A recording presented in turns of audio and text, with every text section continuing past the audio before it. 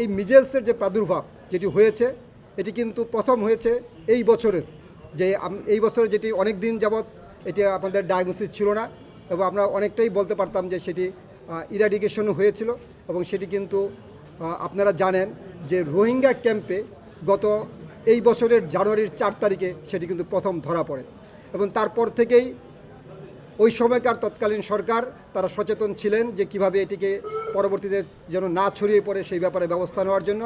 কিন্তু অত্যন্ত দুঃখের বিষয় যে মিজেলসের যে ভ্যাকসিন, সেই ভ্যাকসিন ক্রয়ের যে জটিলতা তখনকার ইন্টেরিয়াম গভর্নমেন্টের সময় হয়েছিল, সেই কারণেই কিন্তু এখন অনেকেই সন্দেহ করছেন এবং আপনাদের পত্রপত্রিকার মাধ্যমে কিংবা সাংবাদিকদের মাধ্যমে জানতে পারা যায় যে সেই সমস্যার কারণেই আজকে হয়তোবা এই মিজেলসের প্রাদুর্ভাবটি দেখা দিয়েছে।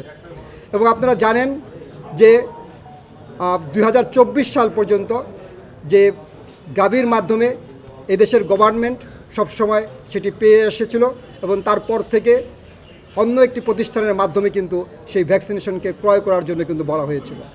তাই এই ভ্যাকসিনেশনের যে সমস্যাটি, সেই সমস্যা শুধু সেখানেই নয়, এবং আমরা এটিও জানতে পেরেছি যে যারা ভ্যাকসিনেশন প্রোগ্রামটি বাস্তবায়ন করেন তারাও কিন্তু দীর্ঘ 1-1.5 বছর যাবতের উপরে তারা আন্দোলন করছেন এবং তাদের এই আন্দোলনের করার কারণে কিংবা ট্রান্সপোর্টেশনের করার কারণে, অভাবের কারণে কিন্তু এই ধরনের প্রাদুর্ভাবগুলি সাধারণত দেখা দেয়।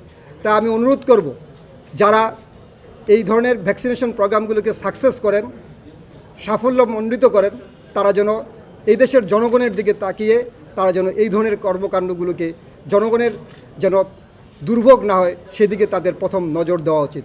এবং সরকারের অবশ্যই নজর দেওয়া উচিত যে ভ্যাকসিনেশন প্রোগ্রামটাকে কীভাবে সফল করা যায়। রাজশাহী মেডিকেল কলেজে আমি যে ভিজিট এসেছি সেখানে দেখতে পেলাম তাদের যে স্বল্প পরিসরে তাদের সীমিত সাহায্যের মাধ্যমে তারা কিন্তু রুগীর পাশে এসে দাঁড়িয়েছেন। এটা নিয়ে আতঙ্কিত হওয়ার কিছু নেই, আপনারা অবশ্যই সাবধানতা অবলম্বন করতে হবে।